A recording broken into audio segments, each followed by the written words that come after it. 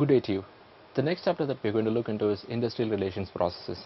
Now, how do organizations and the trade unions deal with disputes?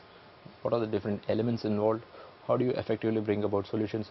So, we will take a look into this chapter, which explains in detail what are the different mechanisms and what are the different processes involved when it comes to industrial relations. Now, industrial relation process comprises of all the rules, practices and conventions governing interactions between managements and their workforce. It basically sets a platform, what are the rules involved, what are the procedures involved when it comes to the interaction between management and the representatives and the workforce, normally involving collective representation and bargaining, because a wide section of the employees, their interests are involved. So collective bargaining and representation take center stage. What are the objectives? What are the different types of collective disputes? They will identify what are the dispute procedures and the resolution of conflict, the nature and scope of collective bargaining, and negotiation process and strategy. This is what are the objectives of this chapter. Now, industrial conflict and disputes, it does not refer to your traditional demarcation and other inter-union disputes. Now, disputes between workers and employees other than their own does not deal with disputes which does not relate or is not pertaining to a workplace dispute or pay and other service conditions. And these are not disputes other than those mainly connected with pay and conditions, and these are not concerned with disputes overseas. So in effect, industrial action can be classified into official action, unofficial action, primary action and secondary action. Official action is with the support of the trade unions, wherein you adopt an approach called strike, wherein you refuse to work. That is official, and strike is recognized if it's for a legal purpose. Unofficial action, wherein without the support of the unions, a group of employees resort to activities such as non-cooperation and they cease working. So this takes a form of unofficial action.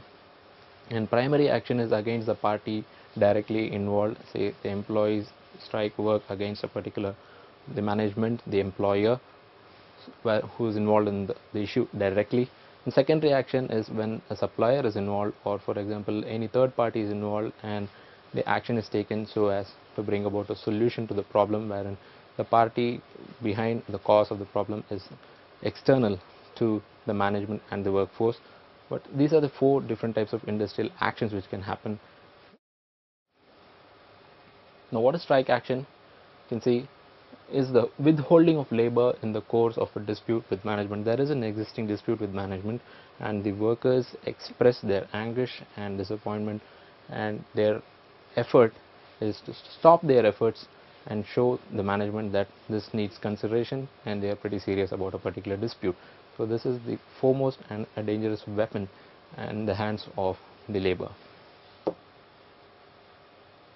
What are the different forms of primary industrial action? As we mentioned earlier, withdrawal of cooperation. The workforce does not cooperate. When you do not have cooperation from the workforce, your production comes to a halt, your customer service comes to a halt. So what happens is total chaos. And insistence on formal rights. The day-to-day flexibility and the informal existence of what you call the understanding between the management and the employees goes for a toss. Employees start insisting on formal rights, they will not cross their limits. So what happens is you lose the flexibility, resulting in loss of cooperation and production. You work to rule or go slow. Employees deliberately go slow in their work activities, resulting in an overall hit and impact in your production schedule. Ban on overtime, they refuse to work on overtime. Token withdrawal of labor, say for a particular day, wherein they show what can be the effect if it goes on for a number of days or extended period of time. There is a token withdrawal of labor by one particular group or one department.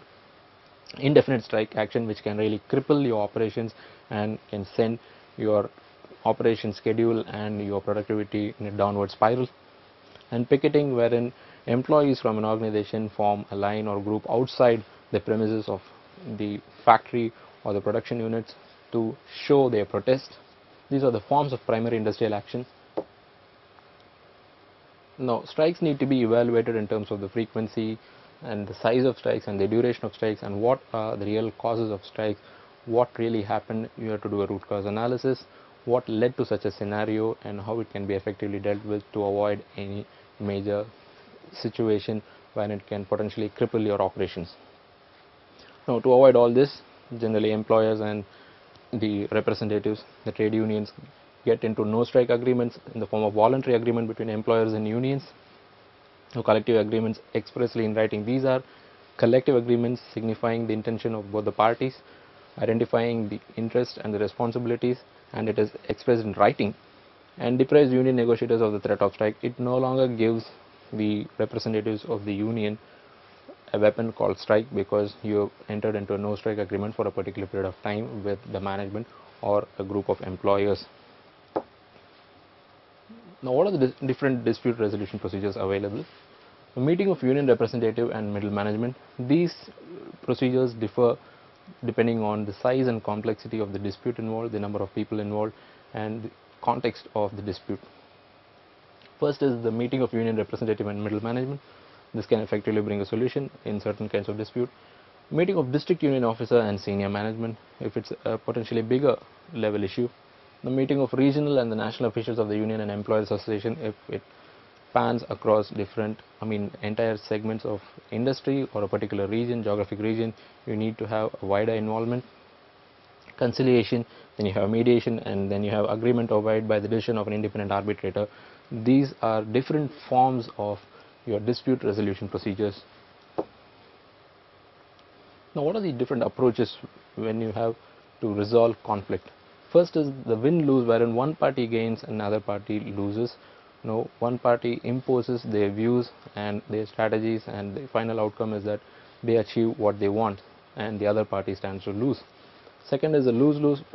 Compromise falls into this particular category, wherein no party gets what they want, but it is a reduced form of the result which they achieved or the benefit that they gun for. So lose-lose is the second type. Win-win is the modern term which is used because both parties need to achieve something which they want, so arriving at a common ground wherein both parties gain a significant percentage of the results which was targeted, and the goals and measures which were targeted are identified and set. Both the parties strive to achieve this and giving leeway for the other to score some points. This results in a win-win approach. Now, what is a basic win-win approach constitute about? So let's say, find out why each party needs what they say they want. You need to understand why that particular party, the opponent, is saying, what is the reason behind it, why is he going for such a solution. Find out where the differences dovetail, what are the areas wherein there are significant differences, where you are diverging from the other party, what is that which is causing them to ask for this particular solution. And you need to design more options by encouraging brainstorming, by chunking, that is by identifying and splitting the problem into significant chunks so that you don't have to deal with the problem in one big piece. You need to break it down into significant pieces so that effective solutions can be brought forth. And devising usable currencies. You need to have currencies. What we mean by currencies is that trade-off. You need to provide certain benefits to the other party so that they'll agree to the proposal that you are putting forth. And there should be utmost cooperation if you need to have win-win approach. Now, why do you need to have strategies to cope with industrial action? Because of the three reasons: to maintain incoming deliveries so that your supply of materials is not hit, your production does not come to a halt, to maintain production output or service levels. Now, you need to have a strategy in place so that your production and your service delivery is not hit by industrial action. To maintain supply of goods and services to the customer. Now, your customer should not be hit just because you have an internal problem, there is a dispute which can cripple your operations. So you need to have effective strategies to handle industrial action, and these are the three areas wherein you have to identify and put in strategies to avoid any potential problems.